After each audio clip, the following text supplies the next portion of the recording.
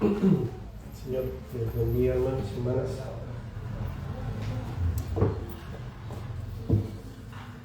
Los niños tienen que salir a su clase. Vamos a esperar unos segundos.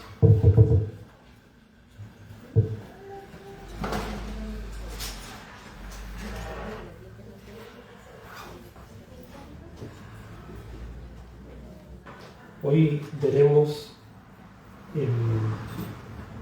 el pecado respetable de la impaciencia e irritabilidad, o el ser impaciente e irritable.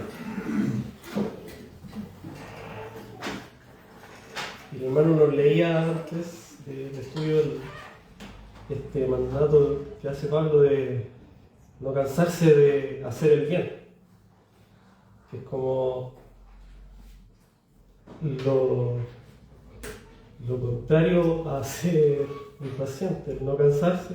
El cansarse podría ser una expresión de la impaciencia. Y hacer el bien de por sí probablemente cuesta. Imagínense cuánto cuesta hacer el bien cuando no recibimos o estamos en una situación en la que nuestra carne nos impulsa a responder de mala manera. Y es donde más debemos hacer caso a esas palabras de Pablo, de no cansarnos de hacer el bien, de responder al mal con bien.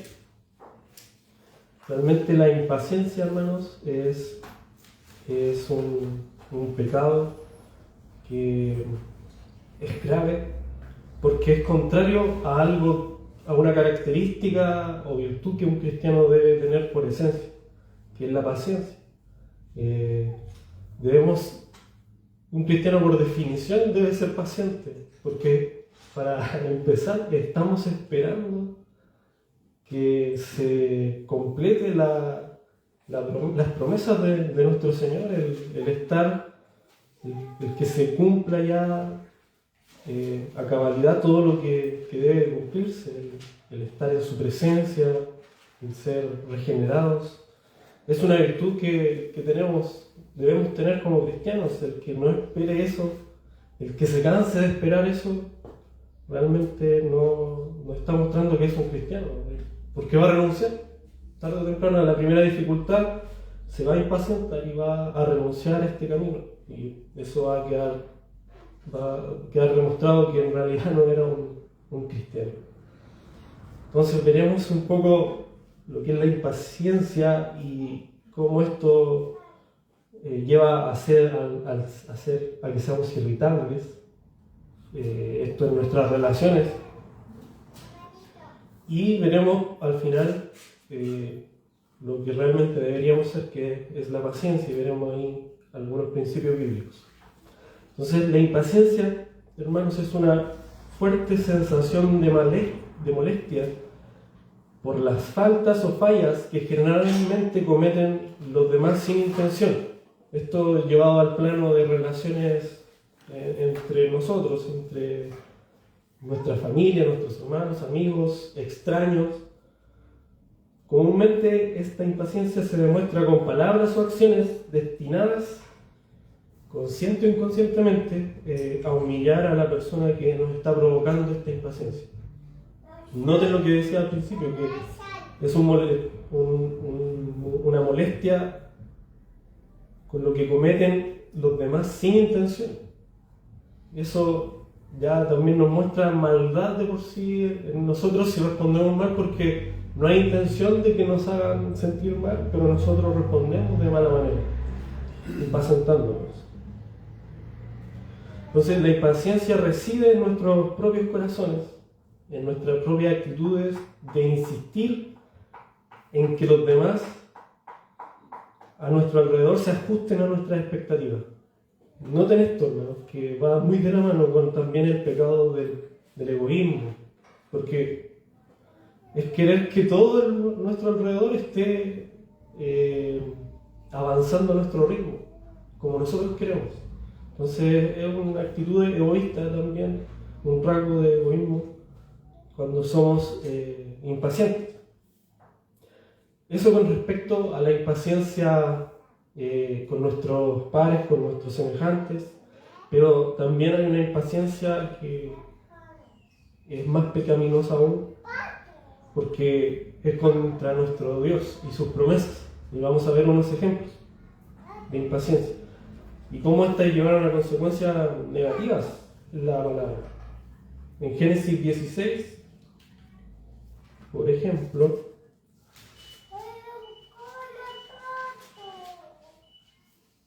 vemos este relato de la promesa de Dios sobre que le hace a Abraham sobre su simiente, ¿cierto?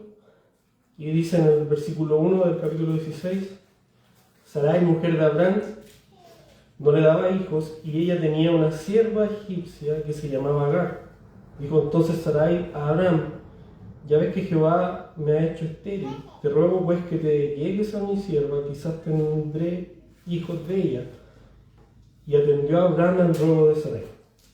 Entonces aquí vemos que la impaciencia de Abraham y de Sarai los llevó a cometer esto que es pecado, hermanos. Abraham estuvo con otra mujer, tuvieron un hijo que no era el que Dios estaba prometiendo, y vemos que de esa descendencia también vienen los enemigos de Israel en el futuro. Entonces, por la impaciencia, cometieron estas cosas, actos pecaminosos, pero aún más, lo que está aún más en el fondo de esta impaciencia es que fueron impacientes para con Dios.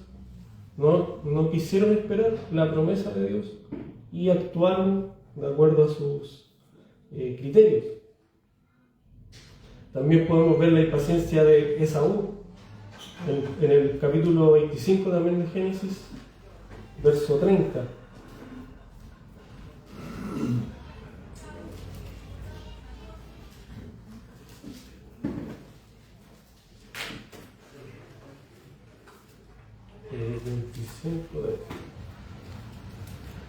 Dice, dijo Jacob, te ruego que me des, dijo a Jacob, Esaú le dijo a Jacob, te ruego que me des a comer de este guiso rojo, pues estoy muy cansado, por tanto fue llamado su nombre Edom. Bueno, aquí es la consecuencia, o sea, el acto que la impaciencia lo llevó a hacer, de pedirle ya que le diera este guiso rojo.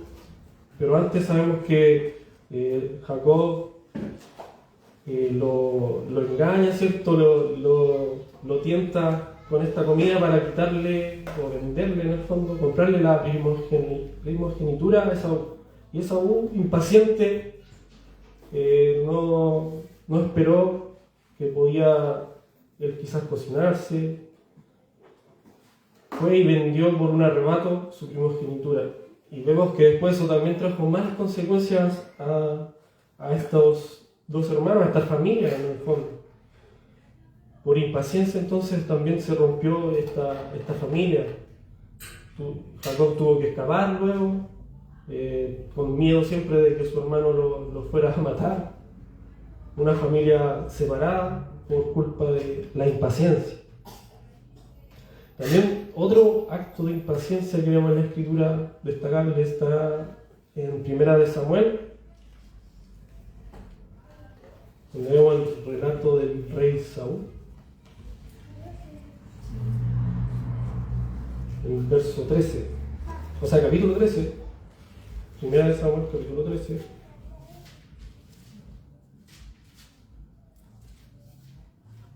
Del 6 en adelante, leo. Cuando los hombres de Israel vieron que estaban en estrecho, porque el pueblo estaba en aprietos, se escondieron en cuevas, en fosos, en peñascos, en rocas, en cisternas. Y algunos de los hebreos pasaron el Jordán a la tierra de Gad y de Galad, pero Saúl permanecía aún en Gilgal, y todo el pueblo iba tras él temblando. Y él esperó 7 días conforme al plazo que Samuel había dicho, pero Samuel no venía a Gilgal, y el pueblo se le desertaba. Entonces dijo Saúl: traedme holocausto y ofrenda de paz. Y ofreció el holocausto. Y cuando él acababa de ofrecer el holocausto, he aquí Samuel, que venía, y Saúl salió a recibirle para saludarle. Entonces Samuel dijo: ¿qué has hecho? Y Saúl respondió: porque vi que el pueblo se me detestaba y que tú no venías dentro del plazo señalado y que los filisteos estaban reunidos en Micmas. Me dije: ahora descenderán los filisteos contra mí a Gilgal, y yo no he implorado el favor de Jehová. Me esforcé pues y ofrecí holocausto. Y el verso 13 dice: entonces Samuel dijo a Saúl: locamente has hecho, no guardaste el mandamiento de Jehová tu Dios, que él te había ordenado, pues ahora Jehová hubiera confirmado tu reino sobre Israel para siempre. Y nuevamente un acto de impaciencia del rey Saúl lo llevó a cometer algo que estaba prohibido, que solo podía hacerlo el sacerdote. Y él con esto fue impaciente nuevamente en el fondo para con Dios. Al no obedecer un mandamiento de Dios y él tomarse atribuciones que no tenía, fue impaciente, pecó contra Dios primeramente.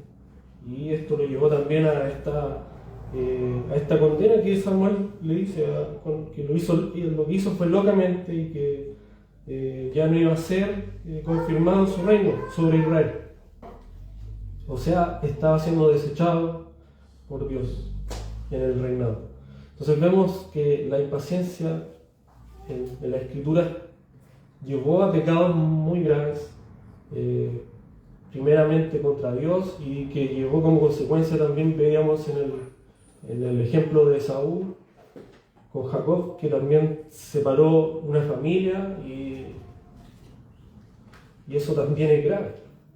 Entonces son muchos los ejemplos de impaciencia, del no querer esperar, con situaciones y con personas que podemos dar como ejemplo. Sin ir más lejos, día a día yo creo que luchamos con la impaciencia, ya sea en el tráfico, que nos gustaría pasar por arriba de los otros autos a veces, ser culpable de aquello. Y todo esto quizás no lo llevamos a cabo, haríamos tirar nuestro auto de terceros, no lo hacemos, pero nuestro corazón se contamina con ese sentimiento. Y así también con nuestras esposas, con nuestros hijos, con sus esposos, las hermanas, y los hijos con los padres. En toda relación existe esta tentación, este riesgo de caer en impaciencia y ser dañinos.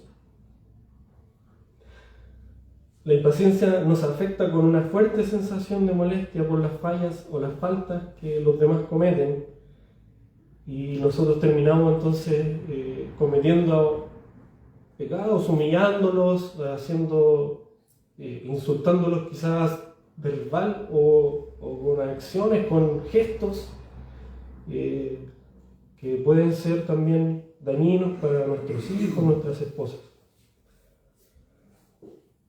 Y hermanos, el que se impacienta con facilidad frecuentemente es una persona irritable. Por eso veíamos el título, que es la impaciencia e irritabilidad. Y la irritabilidad, hermanos, lo vamos a ver, pero primero voy a leerles Proverbios 19:3, que dice: la insensatez del hombre pervierte su camino y su corazón se irrita contra el Señor.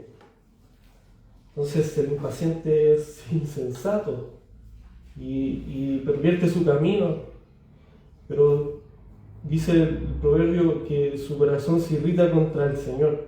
Al final estamos pecando contra Dios cuando somos de esta manera. Entonces, si la paciencia se refiere a la reacción de molestia o exasperación ante la frustración o la molestia, por otro lado, la irritabilidad lo que describe es la frecuencia de esta reacción impaciente o la facilidad con la que nos podemos impacientar. O sea, es como la otra cara de la moneda. Nos impacientamos y eso se manifiesta en que somos irritables exteriormente. Entonces, las personas fácilmente y con frecuencia se impacientan. O sea, las personas que fácilmente y con frecuencia se impacientan son irritables. Y la mayoría quizás de nosotros manifestamos a veces impaciencia, sin duda, pero una persona que es irritable es impaciente siempre. El que es irritable visiblemente es una persona que es impaciente por naturaleza. Entonces, hermanos, ojalá seamos los que nos impacientamos, pero no somos irritables, o rara vez nos irritamos. No que seamos los irritables que por consecuencia o por conclusión somos impacientes en el fondo. Es como distinto el orden y cambia bastante el orden, altera el producto. Entonces este es el tipo de personas que hace que otros se sientan como si estuvieran caminando sobre cáscaras de huevo, el que es irritable. Que es como, él entra a la sala y debemos tener mucho cuidado de no hacerlo irritar, porque cualquier cosa lo impacienta y explota. Esa es la persona irritable, que es irritable a consecuencia de su impaciencia. Entonces, hermanos, estamos nosotros a menudo molestos con alguien o en algunas circunstancias. Cada vez que nos encontramos en una circunstancia, por ejemplo, el tráfico, nos molestamos fácilmente. Examinémonos. Si es así, es posible que debamos aprender a dejar pasar algunas cosas, o al menos aprender a mordernos la lengua, hermanos. Debemos tener, como nos enseñaban en el estudio anterior, dominio propio.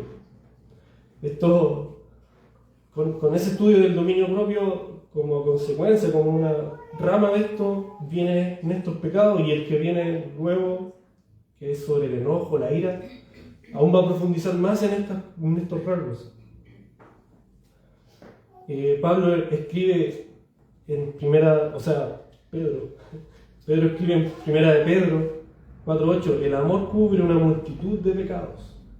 Podríamos decir que si el amor cubre una multitud de pecados, ¿cuánto más debería cubrir una multitud de irritación cuando nos encontramos en situaciones que son naturalmente para nosotros, para mí, para usted, hermano, que naturalmente se irrita ante esas situaciones?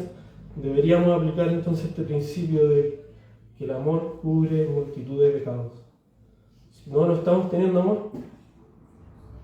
Ahora suponga que usted es alguien que frecuentemente es objeto de la impaciencia o la irritabilidad de otra persona. O sea, es la fuente de la irritación del otro. Que, como decíamos, no es con querer, es algo que es involuntario. Pero probablemente pueda vivir con personas que se irritan fácilmente con usted, le insultan o le llaman la atención. ¿Cómo deberíamos responder si estamos en esas circunstancias? Bueno, es demasiado tentador responder de la misma manera, desencadenando así una guerra de palabras, o incluso puede llegar a consecuencias peores. Este enfoque, el responder con la misma fuerza o rudeza, no es productivo, sino que, y aún más, es totalmente antibíblico, no bíblico. O puede ser quizás el tipo de personas que no responde verbalmente en absoluto, pero interiormente se resiente con la persona que le ha expresado su impaciencia. Y como decíamos, me estaba confundiendo. Entonces, o somos los que respondemos con la misma fuerza ante alguien que es irritable, o somos los retraídos que estamos guardando toda esa rabia interna y resentimiento con esa persona. Puede que estemos en esos dos aspectos, uno del otro. Pero esta última también es una respuesta pecaminosa de nuestra parte si es que estamos así. Entonces, ¿qué deberíamos hacer? Bíblicamente tenemos dos opciones. La primera es seguir el ejemplo de Jesús, quien cuando fue maltratado no lo hizo él a cambio, no respondió con maltrato. Y cuando él sufrió no amenazó, sino que continuó confiándose al que juzga con justicia. A veces esta es la única opción real, hermanos.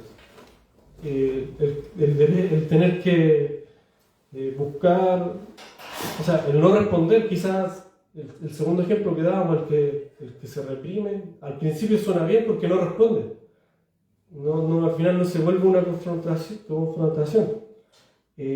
Pero la diferencia con lo que está diciendo aquí el ejemplo bíblico es que debemos confiar estos problemas a Dios, que es el que juzga con justicia. Entonces, a veces esta es la única opción que vamos a tener, porque fíjense en la segunda. La segunda opción, que es bíblica, es elegir confrontar a la persona y señalar ejemplos de su impaciencia. Esto debe hacerse solo cuando haya resuelto el problema en su propio corazón y puede hablar con la otra persona para su beneficio, no solo para hacer su vida más placentera, o sea, sentirnos bien con responderle. Si puede hacer esto de manera bíblica, la persona acepta lo que le dice, puede mejorar entonces la relación, que es como el ejemplo que se ve de la disciplina, de ir al hermano y decirle lo que está, el pecado en el que está, en este caso que sería la inmutabilidad. Sin embargo, si esta persona se pone a la defensiva o es hostil, entonces debemos volver a la primera opción. Por eso les decía que probablemente, o la mayoría de las veces, la primera opción es el dejarle esas cosas a Dios y no responder con la misma violencia o confrontar. A veces es la única opción. Vamos a encontrarnos en situaciones así, sobre todo cuando es con extraños, hermanos. Si tenemos alguna situación en la que un extraño se irrita contra nosotros, probablemente lo mejor que hagamos ahí es mantener la calma, responder de buena manera y dejarle las cosas a Dios. Porque ¿qué vamos a sacar con confrontarlo si probablemente Él ni tema a Dios? Entonces, bueno, todo va a depender de la situación. Y el segundo, hermanos, hay que usar el principio bíblico, que es, debemos primero sacar la viga de nuestro ojo antes de ir a sacar la paja del hermano. Entonces, para eso hay que tener harta sabiduría. Hay que hacerlo, cuando hay que hacerlo, hay que hacerlo. Sobre todo en nuestro ambiente de iglesia, en la hermandad, debemos confrontarnos bíblicamente, debemos animarnos a hacerlo esto y a ser humildes, a recibir también la confrontación del hermano. Pero hermanos, siempre con amor, siempre buscando la edificación del hermano, no el desahogarnos por su continuo pecado y ir y vaciar nuestra rabia con él. Eso no es lo que nos invita a la Biblia. Entonces, siempre con amor. Mantener, hermanos, la boca cerrada y dejar que Dios juzgue tampoco es fácil, que es lo que decía, que es lo más habitual que vamos a poder hacer, o lo primero que vamos a poder hacer. Requiere una fuerte convicción de que el Señor está en control y confía en sus promesas de resolver incluso esta situación para su bien. Pero si lo dejas, Él puede usar incluso a una persona molesta, irritable o impaciente para ayudarte a crecer en las virtudes bíblicas de la paciencia y la mansedumbre. También con estas relaciones conflictivas, Dios las usa para crear nuestro carácter cada vez más a la imagen de su Hijo. Entonces, en general, de esto es lo que se tratan estos pecados, o este pecado que es la paciencia e irritabilidad, que son las dos caras de la misma moneda. Pero hermanos, dejemos un momento para ver la virtud correcta, que es la paciencia, que decía en un principio, que es una marca de un cristiano. Por definición, un cristiano es paciente porque estamos esperando a nuestro Señor que vuelva por nosotros, estamos esperando que sus promesas culminen. Entonces no podemos ser menos que pacientes. Entonces veamos lo que dice la Biblia sobre eso. En 1 Corintios 13, del 4 al 7, dice: el amor es paciente, es bondadoso. Está en la versión de las Américas, si no me equivoco. El amor no tiene envidia, el amor no es jactancioso, no es arrogante, no se porta indecorosamente, no busca lo suyo, no se irrita, no toma en cuenta el mal recibido. El amor no se regocija de la injusticia, sino que se alegra con la verdad. Todo lo sufre, todo lo cree, todo lo espera, todo lo soporta. Hermanos, si se fijan en esta virtud del amor, o esta descripción del amor, comienza con que el amor es paciente y termina con que todo lo espera, todo lo soporta. O sea, es paciente. El amor, entonces, que es Dios es amor, es una de sus virtudes, y nosotros también debemos reflejar ese amor.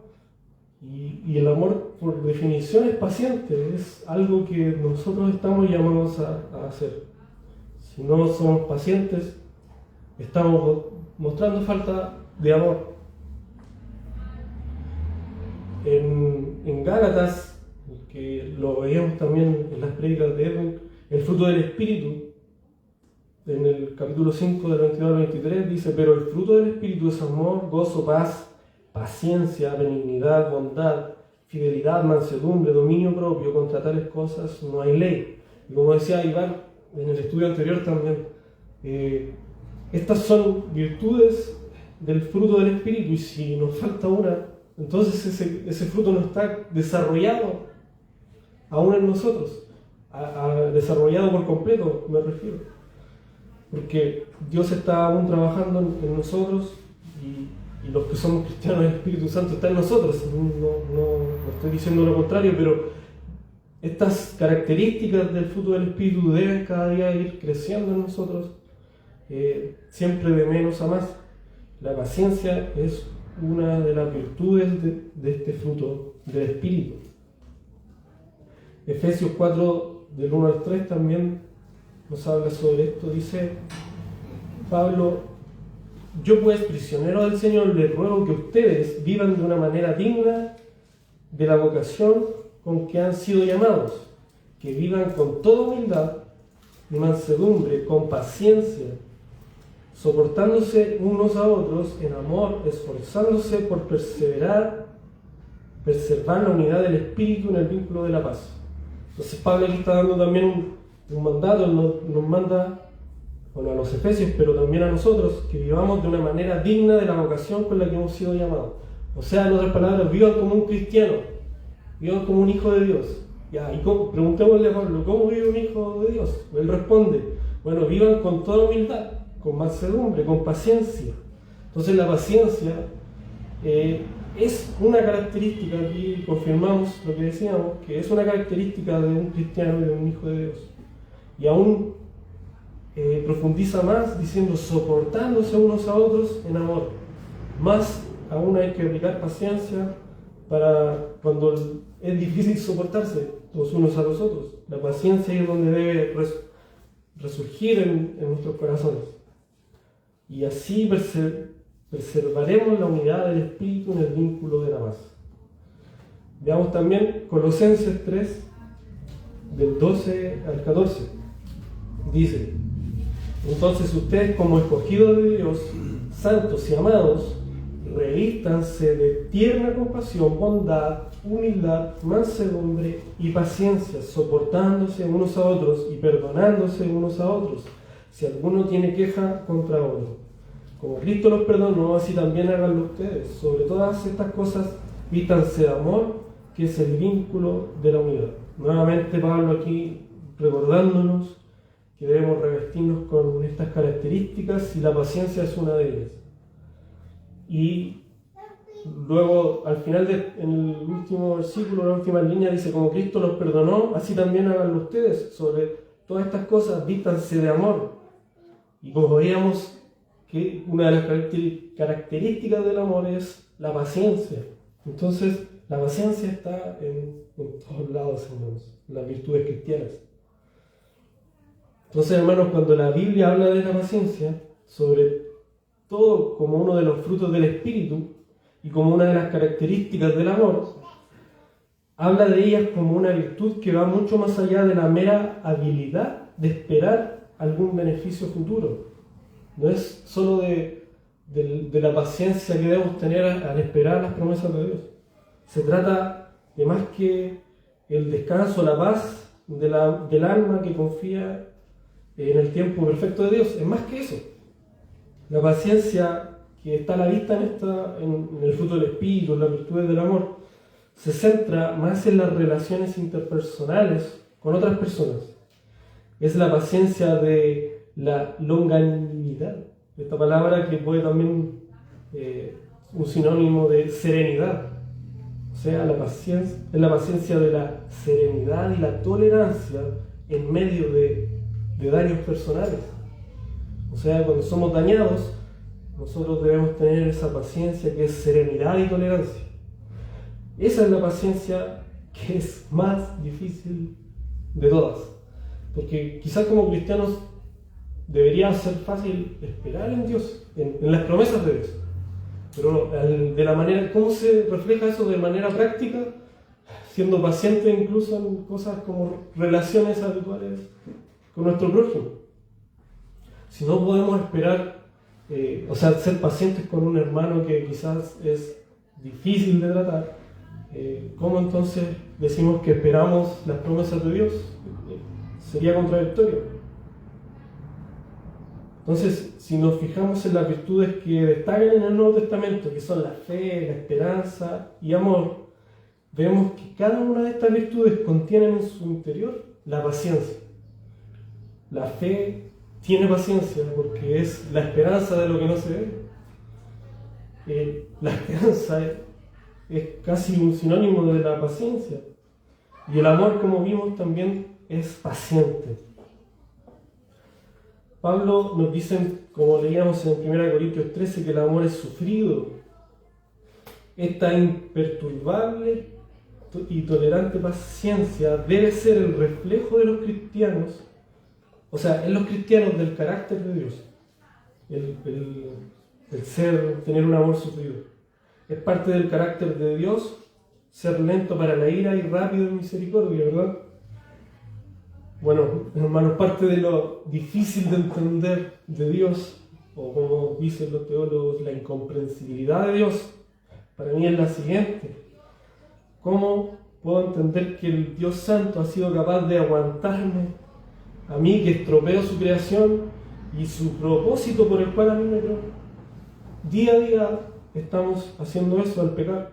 Y no solo eso, no solo me soporta a mí, sino que ha sido paciente con cada uno de ustedes, hermanos. Eso es algo que cuesta comprender cuando nos vemos a nosotros mismos y nuestra fácil irritabilidad que tenemos. Lo fácil que somos de irritarnos y impacientarnos. Hermanos, para ir terminando, les dejo con palabras de R.C. Sproul sobre este tema. Dice: sin duda una paciencia imperturbable es uno de los ejercicios más difíciles que podemos lograr. Está sujeta a prueba todos los días.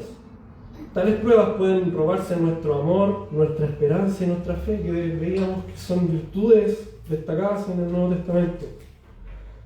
Esta erosión puede dejarnos destrozados y amargados. En este sentido debemos atarnos al mástil y mirar a la multitud de testigos que la Escritura ofrece del pueblo de Dios que sufrió tales pruebas y tribulaciones. Dice Sproul, veamos por ejemplo a Job, la clásica comparación de paciencia, que clamó desde el estercolero: aunque él me mate, voy a confiar en él. La paciencia de Job era meramente una pantalla externa de la fe que tenía Job, de la esperanza que tenía Job y del amor que tenía Job.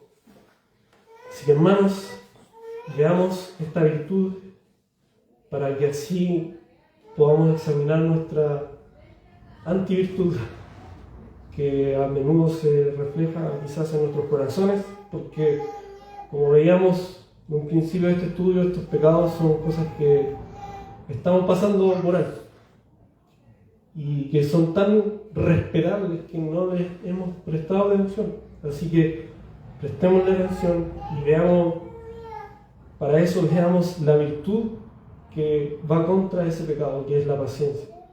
Amén, hermanos. Seamos mansos y humildes de corazón. Oremos. Padre, te damos gracias. Gracias, Señor, porque la excelencia de paciencia la vemos en ti, Señor. Has sido paciente con nosotros, Señor, y cada uno de nosotros se conoce a sí mismo, conoce su maldad y hasta conoce lo peor de cada uno de nosotros. Y tú también lo conoces, Señor.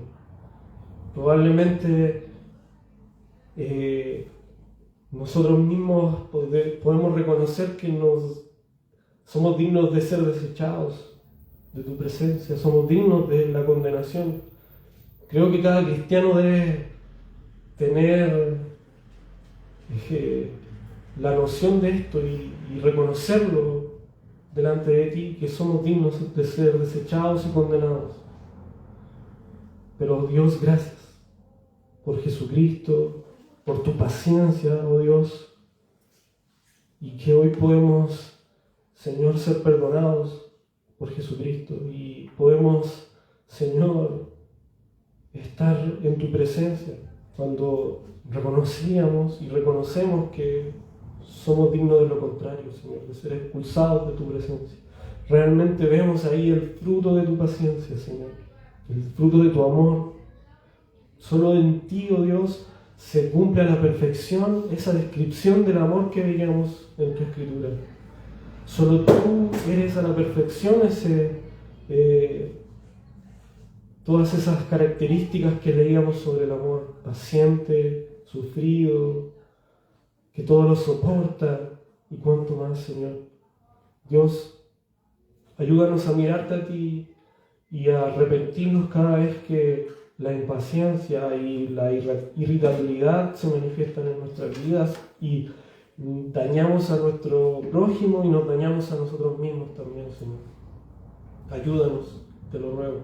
Ayúdanos a ser pacientes también en tus promesas, porque quizás lo podemos decir de boca hacia afuera, pero en la práctica quizás vivimos vidas en las que no reflejamos que estamos esperando en ti, Señor, que estamos siendo pacientes en tus promesas.